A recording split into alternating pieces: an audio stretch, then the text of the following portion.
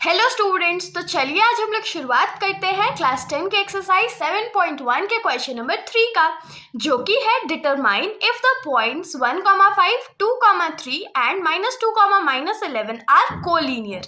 तो इस क्वेश्चन में हम लोगों को क्या बोला गया है कि हम लोगों को 3 डिफरेंट पॉइंट्स दिए गए हैं और हम लोगों को ये फाइंड आउट करके बताना है कि ये तीनों पॉइंट्स जो है वो आपस में कोलिनियर है या नहीं है। तो अब यहाँ पर सबसे पहला जो सबसे बड़ा क्वेश्चन अराइज होता है वो क्या है कि कोलिनियर क्या होता है। तो आपने बचपन में पढ़ा होगा, कोलिनियर मतलब कि ऐसे पॉइंट जो कि सेम लाइन में लाई करते हैं। इसको हम लोग एक एग्जांपल से मान लेते हैं। मान लीजिए कि हमारे पास एक लाइन है ए बी और मैं बोलूं कि point C line A B पे लाई करता है, तो इससे हम लोग क्या दिख सकते हैं कि ए सी और बी ये तीनों पॉइंट्स जो है वो एक ही लाइन में है, तो ए सी और बी जो है वो कोलिनियर हो गए। लेकिन अगर मान लीजिए एक पॉइंट रहता है डी जो कि ए बी पे नहीं है, ए बी पे वो लाइन नहीं करता है, तो क्या ए डी बी जो है वो कोलिनियर होगा? बिल्कुल भी नहीं होगा। तो बस हम लोगों को यही फाइंड आउट करके बताना है कि क्या ये तीनों पॉइंट्स जो हैं वो आपस में कोलिनियर है, मतलब कि क्या ये तीनों एक ही लाइन में लाई करते हैं। तो अब नेक्स्ट क्वेश्चन यहाँ से क्या राइज हो रहा है कि अगर कोलिनियर पॉइंट्स है तो कैसे फाइंड आउट करेंगे कि ये पॉइंट्स कोलिनियर है। तो उसके लिए हमारे पास एक मेथड होता है। सबसे पहले हम लोग क्या करेंगे, ये 3 पॉइंट्स है तो इन तीनों का जो डिस्टेंस होगा आपस में वो फाइंड आउट कर लेंगे। उसके बाद जो 2 स्मॉलर डिस्टेंसेस होंगे, जो छोटा छोटा वैल्यूज आएगा उसको ऐड करेंगे।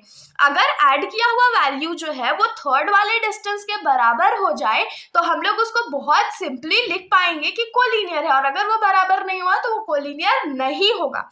तो इसके लिए पहले तो हम लोग पॉइंट्स अज्यूम करेंगे। तो यहाँ पर हम लोग क्या लिखेंगे, let point A B, point A को हम लोग क्या माने 1,5, पॉइंट बी को हम लोग क्या मानेंगे 2,3 और पॉइंट सी को क्या मानेंगे तो -2, -11। ये हमारा 3 पॉइंट हो गया। अब सबसे पहले हम लोग ए बी का डिस्टेंस निकालेंगे, फिर बी सी का डिस्टेंस निकालेंगे, फिर ए सी का डिस्टेंस निकालेंगे।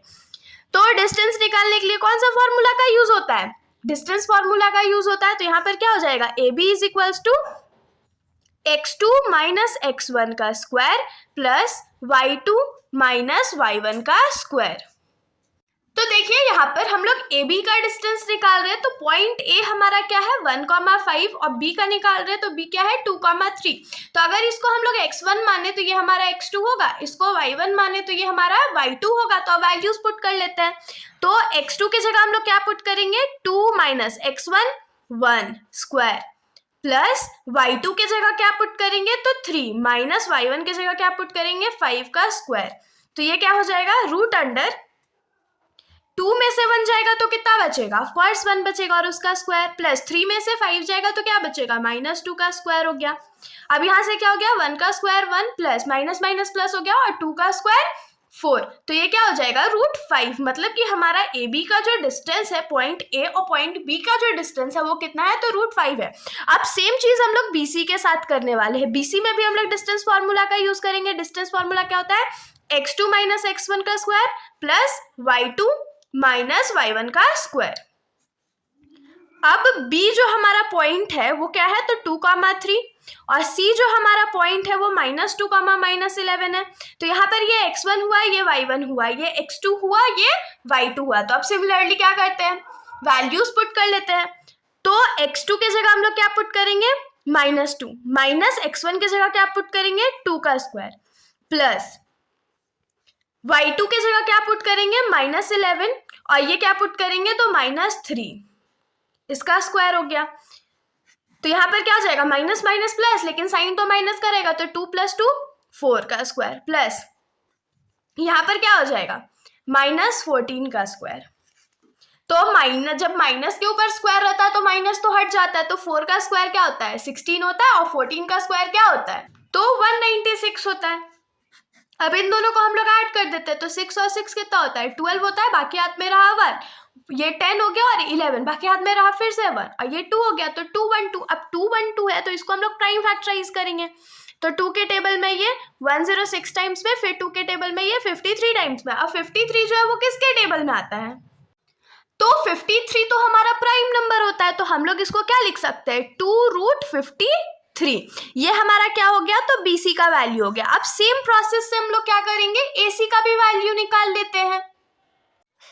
तो यहाँ पर जब AC का वैल्यू फाइंड करेंगे तो हमारा A का ये पॉइंट्स है, C का ये पॉइंट्स है, तो ये हमारा x1 हुआ, ये हमारा y1 हुआ, ये हमारा x2 हुआ और ये हमारा y2 हो गया।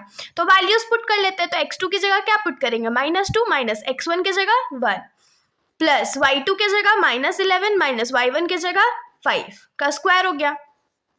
अब माइनस माइनस तो प्लस होता है, तो 2 + 1 क्या होता है, 3 होता है, -3 हो जाएगा प्लस माइनस माइनस फिर से प्लस हो जाएगा, तो ये 16 हो गया। अब 3 का स्क्वायर क्या होता है, तो 9 होता है और 16 का स्क्वायर क्या होता है, तो 256 होता है। अब 256 और 9 को हम लोग ऐड कर देते हैं। तो जब हम लोग 256 में 9 ऐड करेंगे तो हमारे पास क्या बचेगा, तो 265 हो जाएगा। तो यहाँ से हम लोगों को AC का जो वैल्यू है वो क्या मिल गया, तो √265।